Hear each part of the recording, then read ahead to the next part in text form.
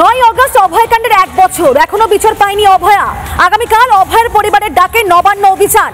শর্ত সাপেক্ষে নবান্ন অভিযানে অনুমতি দিয়েছে কলকাতা হাইকোর্ট। তবে এই অভিযানকে রুখতে আগে ভাগে তৎপর পুলিশ।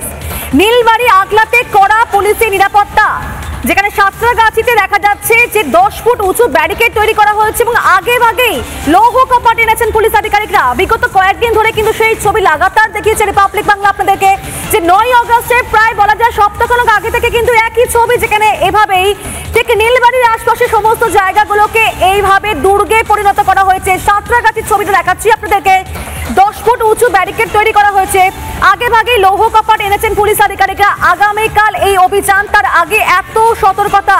নবান্নমুখী সমস্ত রাস্তা বন্ধ রাখার সিদ্ধান্ত দিয়েছে প্রশাসন। মুখ্যমন্ত্রী যে অন্যায়গুলো করেছেন প্রথম দিন থেকে, সেই অন্যায়গুলোর প্রতিবাদ করার জন্য আমরা নবান্ন অভিযানে মেনলি যাচ্ছি। সবাইকে আমন্ত্রণ জানিয়েছি আমরা। আমাদের জানা যতগুলো সংগঠন আছে, রাজনৈতিক দল আছে, সবাইকে আমন্ত্রণ জানিয়েছি।